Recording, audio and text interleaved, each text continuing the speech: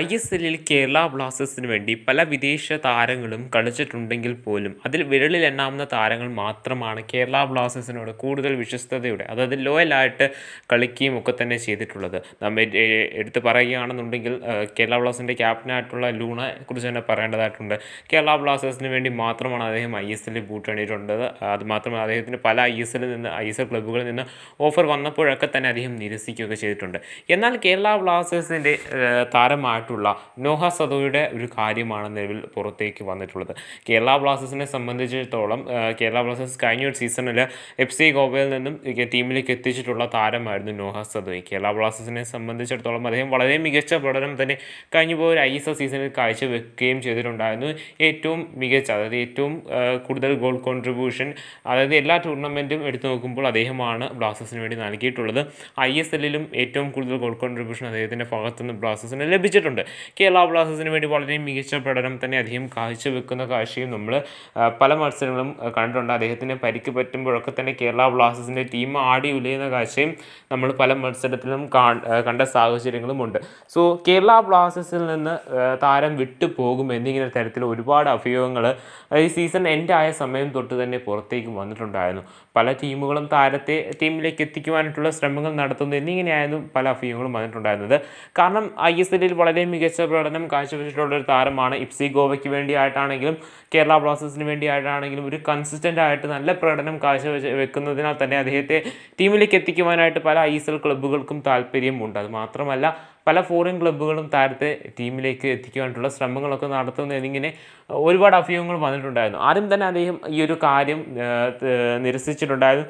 താരത്തിന് ഒരു വർഷം കൂടി കോൺട്രാക്റ്റ് ഉണ്ട്, അതിനാൽ തന്നെ താരം കേരള ബ്ലാസ്റ്റേഴ്സിൽ തന്നെ തുടരും, തനിക്ക് കേരള ബ്ലാസ്റ്റേഴ്സിൽ തന്നെ തുടർന്നാൽ മതി എന്നിങ്ങനെ അദ്ദേഹം ഉണ്ടായിരുന്നു. പക്ഷേ പിന്നീട് വന്നൊരു അപ്ഡേറ്റ് ആയിരുന്നു, അതായത് ഇന്നലെ വൈകിട്ട് വന്നിട്ടുള്ളൊരു അപ്ഡേറ്റ് ആയിരുന്നു, ഒഡീഷ FC താരത്തെ, അതായത് നോഹ സദോയെ ടീമിലേക്ക് എത്തിക്കുവാനായിട്ട് ശ്രമിക്കുന്നു എന്ന തരത്തിലുള്ള ഒരു വാർത്ത കൂടി ആയിക്കഴിഞ്ഞപ്പോൾ തന്നെ കേരള ബ്ലാസ്റ്റേഴ്സ് ആരാധകർക്ക് കൂടുതൽ ടെൻഷൻ ആയിട്ടുണ്ടായിരുന്നു. കാരണം പല ISL ക്ലബ്ബുകളും അദ്ദേഹത്തെ ടീമിലേക്ക് എത്തിക്കുവാനായിട്ട് ശ്രമിക്കുന്നു. അതിൽ ഒഡീഷ FCയും കൂടി കടന്നു വരുന്നു. അതുമാത്രമല്ല, വസുന്ധര കിങ്സ് എന്ന് പറയുന്ന ഫോറിൻ ക്ലബ്ബും താരത്തെ ടീമിലേക്ക് എത്തിക്കുവാനായിട്ട് ശ്രമിക്കുന്നു. ഈ ഓഫർ എല്ലാം തന്നെ അദ്ദേഹം നിരസിച്ചുകൊണ്ട് തനിക്ക് കേരള ബ്ലാസ്റ്റേഴ്സ് തന്നെ തുടർന്നാൽ മതി എന്നാണ് അദ്ദേഹം പറഞ്ഞിട്ടുള്ളത്. അദ്ദേഹത്തിന് ഒരു വർഷം കൂടി കേരള ബ്ലാസ്റ്റേഴ്സിൽ കോൺട്രാക്റ്റ് ഉണ്ട്. അദ്ദേഹത്തെ പലപ്പോഴും അദ്ദേഹം സെൽഫായിട്ട് കളിക്കുന്ന ഒരു താരമാണ്, അല്ലെങ്കിൽ സെൽഫിഷായിട്ട് കളിക്കുന്ന ഒരു താരമാണ് എന്നിങ്ങനെ പല ആരാധകരും പറയുന്ന കാഴ്ച നമ്മൾ കണ്ടിട്ടുണ്ട്. പക്ഷേ ആ ഒരു സെൽഫിഷ് പ്രകടനമാണ് അദ്ദേഹം കാഴ്ചവെക്കുന്നതെങ്കിൽ പോലും അദ്ദേഹം ടീമിന് വേണ്ടി ഇടുന്ന ആ ഒരു എഫേർട്ട് എന്ന് പറയുന്നത് ഒരിക്കലും കാണാതിരിക്കാൻ സാധിക്കുന്നതല്ല. പലപ്പോഴും കേരള ബ്ലാസ്റ്റേഴ്സ് ഗോൾ വഴങ്ങി പിന്നിലാകുമ്പോഴും കേരള ബ്ലാസ്റ്റേഴ്സിനെ സമനില ഗോളുകൾ നേടിത്തന്ന് ബ്ലാസ്റ്റേഴ്സിനെ മത്സരങ്ങളിലേക്ക് തിരികെ കൊണ്ടുവരുന്നതും ചില മത്സരങ്ങളിലൊക്കെ വിന്നിംഗ് ഗോൾ അടിച്ച് മത്സരം ജയിപ്പിക്കുന്ന കാഴ്ചയും ഒക്കെ നമ്മൾ കണ്ടിട്ടുണ്ട്. സോ അതിനാൽ തന്നെ ഇത്രയും മികച്ച ഒരു താരം, അതായത് ബ്ലാസ്റ്റേഴ്സ് എന്ന് പറയുന്നത് ഏറ്റവും അധികം ആരാധകരുള്ള, അതായത് ലോയൽ ഫാൻസ് തന്നെയുള്ള ഒരു ടീം തന്നെയാണ്. അതിൽ ഏറ്റവും മികച്ചതായിട്ട് കളിക്കുന്ന താരങ്ങളിൽ ഒരാളാണ് ഇദ്ദേഹം. അതുമാത്രമല്ല, അദ്ദേഹം വളരെയധികം ലോയലായിട്ട് കേരള ബ്ലാസ്റ്റേഴ്സിൽ തുടരണമെന്ന് പറയുന്ന കാഴ്ചയുമാണ് നിലവിൽ കണ്ടിട്ടുള്ളത്.